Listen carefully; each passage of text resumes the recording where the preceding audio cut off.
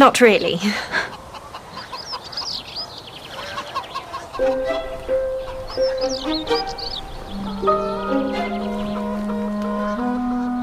thought for a minute you were wearing contact lenses.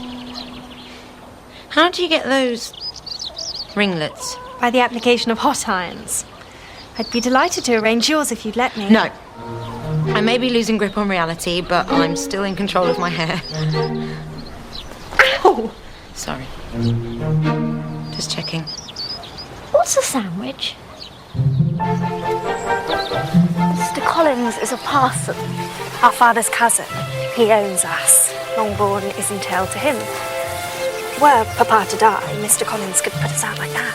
Therefore must we marry, to be forearmed against the worst. I should have thought Lizzie might have told you about Mr. Collins. She talks of little else, that fat old sow Ambrosia. We've never actually met him, of course. Might be tremendously handsome. Wouldn't get your hopes up. Do you expect to receive an offer of marriage, Miss Price? Matter of fact, I just had one. No. What reply did you make? I turned him down. I didn't believe he loved me.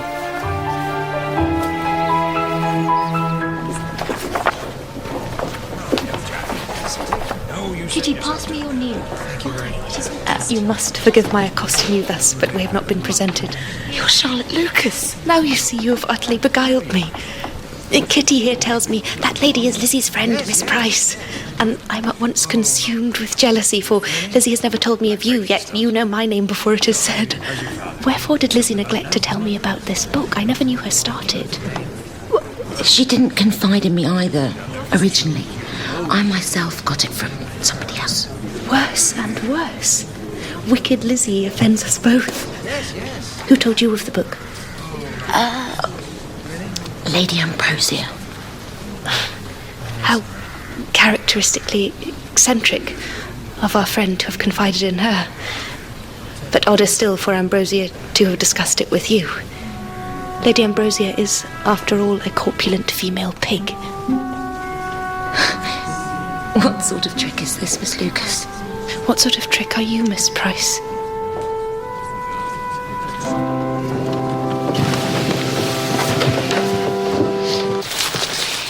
It vexes me exceptionally that Elizabeth should choose to be abroad at such a time as this.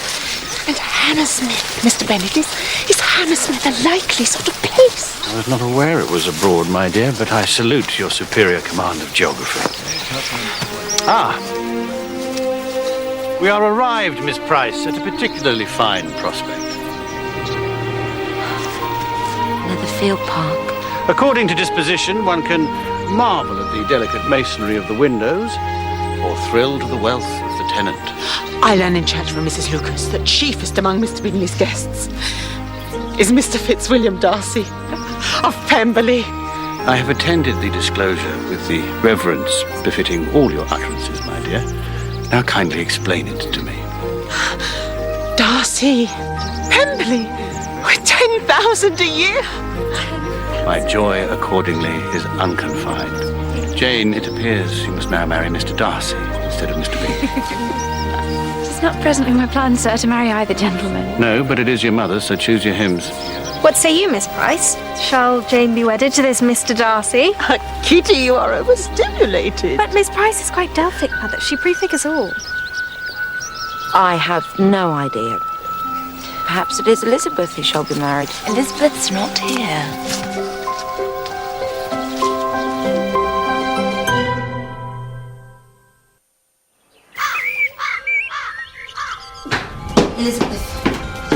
Elizabeth, I am not you. You should be here. There's going to be a ball. At the ball, you meet Darcy. You have to meet Darcy, do you understand? You have to meet him, Elizabeth. It's what happens.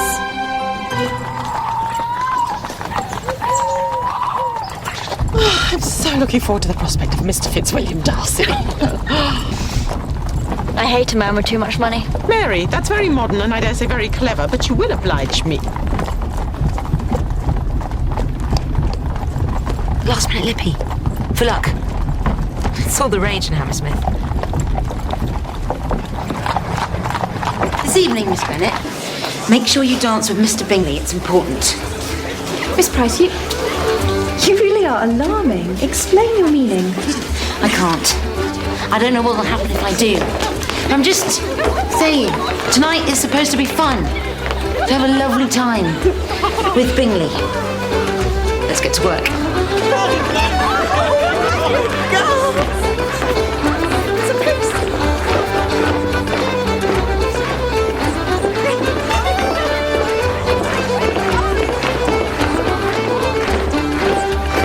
Ladies, how very splendid you all look. I'm so pleased you've come.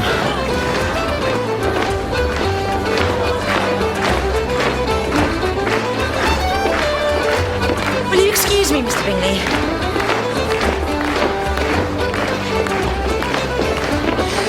I think we all feel it would have been preferable had Miss Price remained in Hammersmith rather than perplexing us here with her radical manners. I disagree cordially, Mrs. Bennet. I find your guest refreshing. Thank you. What is this, wine? Punch, madam. No, don't go away. A bit thirsty.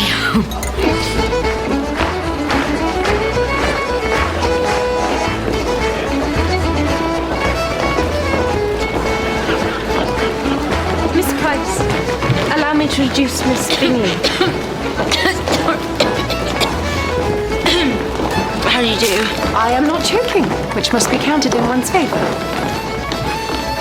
You're Charles's sister.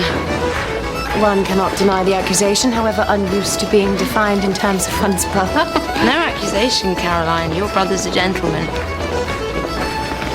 Miss, Lucas. Lucas tells me you are come up from town, Miss Price. Hammersmith. Oh. Miss Price, you are quite flushed. Another refreshing glass, perhaps?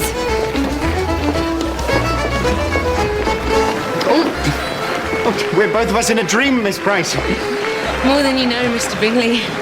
Now we have collided so fortuitously. May I beg the honour of the next excursion? You want to dance? Oh, I'm afraid that's not possible. You cannot dance a quadrille, I cannot dance a quadrille. and it shall be my happy duty to educate you. Alas, that unrewarding task has been claimed by another. Another? Miss Price, I fear there may have to be a duel. Who is to be your dancing master? Name the dog. Don't say it. Mr. Darcy. Darcy? You said it. You certainly have that right, Miss Price. Darcy? Darcy!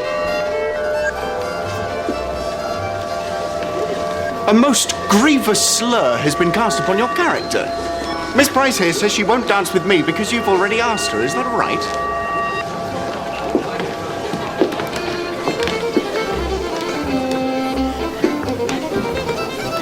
Yes.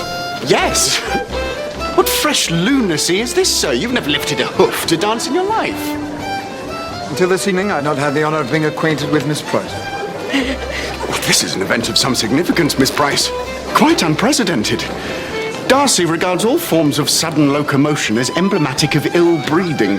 Hunting, tennis, rising precipitately from a chair. When Miss Price and I dance, sir, there shall be nothing sudden. I can't dance. This sort of dance. Nor I. Together we shall make a shambles. But we shall do it with such authority that everyone will stare at us to learn the step. Madam?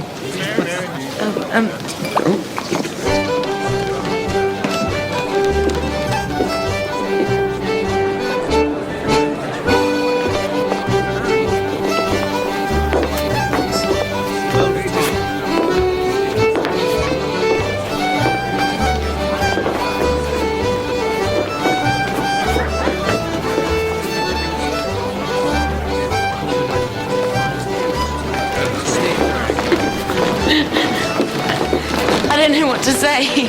Fortunately, we are obliged only to dance.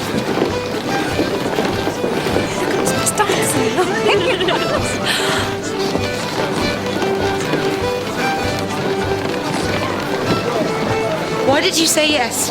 Spare my friend the humiliation you contrived for. I didn't seek to humiliate Mr. Bingley. Then your refusal to dance with him was most ill-adapted to its purpose.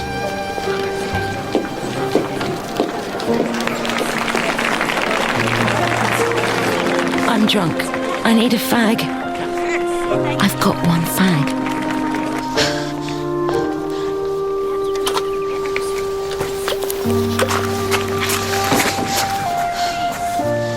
Everything I do is wrong. Everything. Please, God, I want to go home. You even breathe fire.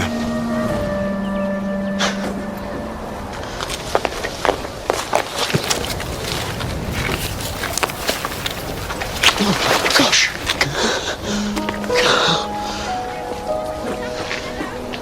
Miss Price, Mr. Bingley, how can I begin?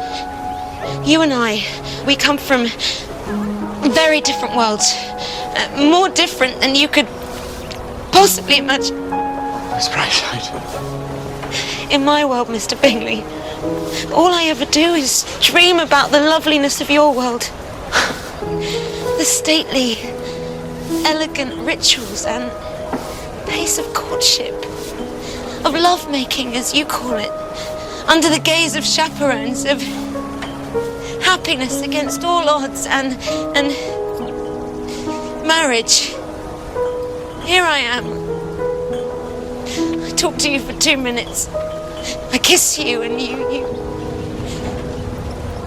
So I'm a little disappointed in myself, Mr. Bingley. I feel like those guys who discovered that Stone Age tribe and gave them the common cold. Wiped them out. Miss Price, go. No doubt, Miss Bingley, you and your brother find these young provincial gentlemen lacking in metropolitan refinement. Oh, the